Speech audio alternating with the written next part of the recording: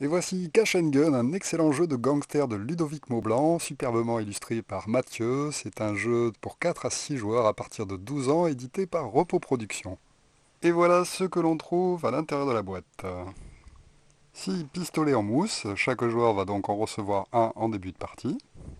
Ensuite, nous avons 6 cartons personnages comme ceci, qui sont recto verso, avec écrit leur nom, Mr. Black, Lotus, Huggy, El Toro, Tino et Igor.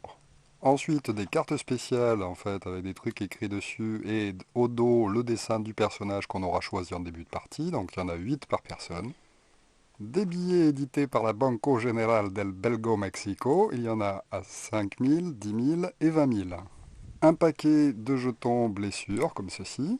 Un paquet de jetons honte avec au verso des gyrophares. On va utiliser principalement la face honte dans la version de base.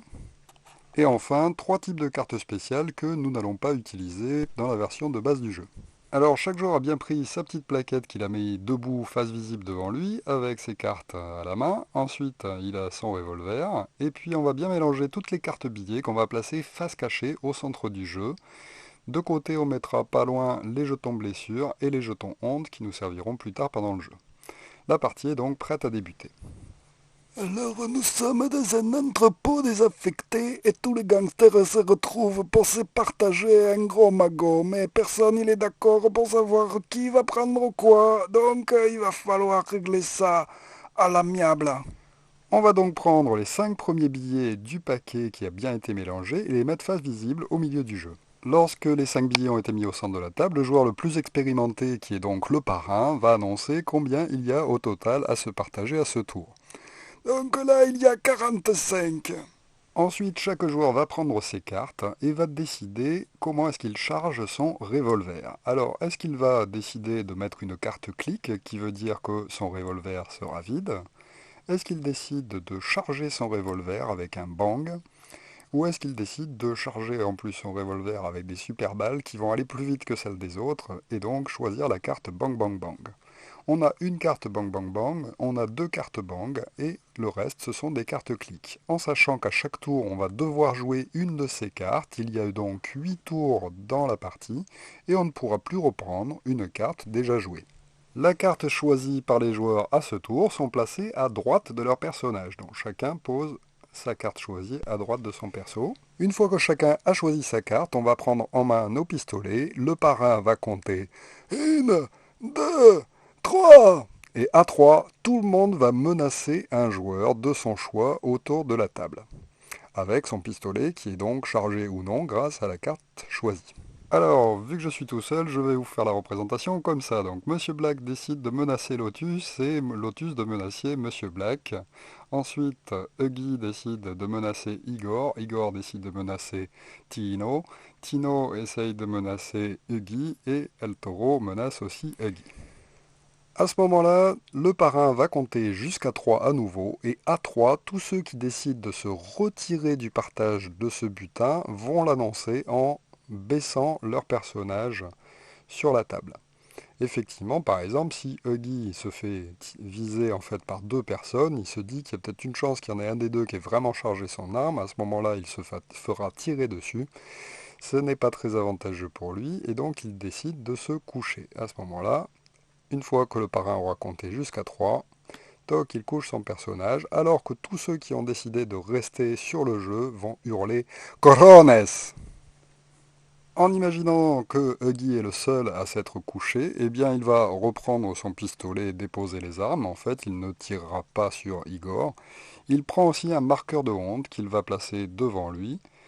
Et les joueurs qui le visaient ne pourront pas non plus lui tirer dessus, donc ils vont pouvoir retirer aussi leurs pistolets pour les remettre dans leur poche. Voilà. Et leurs cartes vont être défaussées, face cachée, sans qu'on sache qu'est-ce que c'est. Donc en fait, voilà, on va faire une pile de défausses où tout le monde va jeter ses cartes. Ensuite, on passe à la phase Bang Bang Bang. Le parrain va appeler les joueurs qui ont joué une carte Bang Bang Bang et qui tirent encore dans le jeu. Donc, par exemple, là, Lotus pourrait dire Ah, mais moi j'ai joué une carte Bang Bang Bang. À ce moment-là, ça veut dire qu'elle va tirer avant les autres joueurs. Et donc, elle tire sur Monsieur Black, boum, est obligé donc de se coucher à ce moment-là et va ramasser un marqueur de blessure comme ceci. Attention, si un joueur ramasse son troisième jeton blessure, son personnage est mort et retiré du jeu définitivement et jouera plus jusqu'à la fin de la partie. Donc voilà pourquoi il est dangereux de rester quand on se fait menacer par les joueurs, puisqu'on n'a que 3 points de vie et donc 3 blessures possibles à recevoir.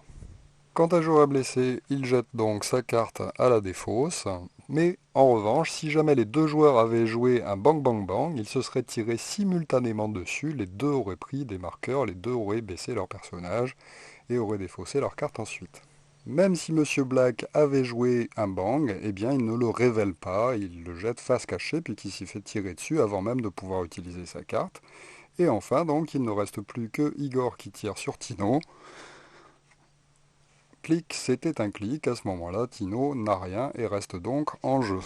Igor reprend son pistolet. Enfin, tous les joueurs encore debout vont se partager équitablement le magot qui est sur la table. Alors on ne peut pas faire de monnaie dans le jeu, donc il faudra pouvoir prendre un nombre de billets qui correspondent à une valeur identique aux autres joueurs. Donc là par exemple, pour les 45 posés sur le jeu, eh bien chacun va recevoir 10 000 puisqu'ils sont 4.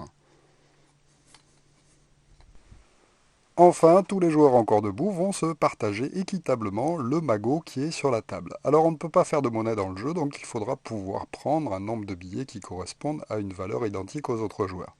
Donc là par exemple, pour les 45 posés sur le jeu, eh bien chacun va recevoir 10 000 puisqu'ils sont 4.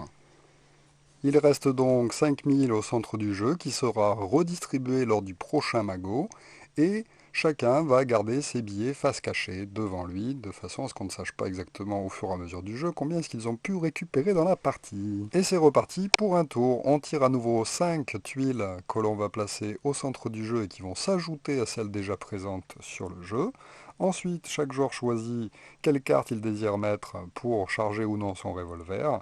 Ensuite, le parrain compte jusqu'à 3 et tout le monde va viser un des personnages autour de la table. Enfin, on va choisir si on décide de partir ou de rester. Puis, on résout les cartes bang bang bang, ensuite les cartes restantes. Et enfin, on partage le magot. Alors attention, pendant un tour, on peut se faire tirer dessus par plusieurs personnes à la fois. Donc si jamais on prend plusieurs blessures lors d'un tour, eh bien on ajoute toutes ces blessures. Et si jamais on a 3 ou plus de blessures, eh bien on est éliminé. À ce moment-là, on remet son magot dans la boîte. Il ne sera pas repartagé entre les autres et on attend que la partie se termine. À la fin de la 8e et dernière manche, chacun va révéler et compter en fait tous les billets qu'il a en main, auxquels on va retirer un malus pour chaque marqueur de honte qu'on a récupéré. Chaque marqueur de honte vaut moins 5000 et donc il faudra retirer ceci du total pour savoir qui est le grand gagnant. C'est celui évidemment qui a récupéré le plus gros magot au cours du jeu.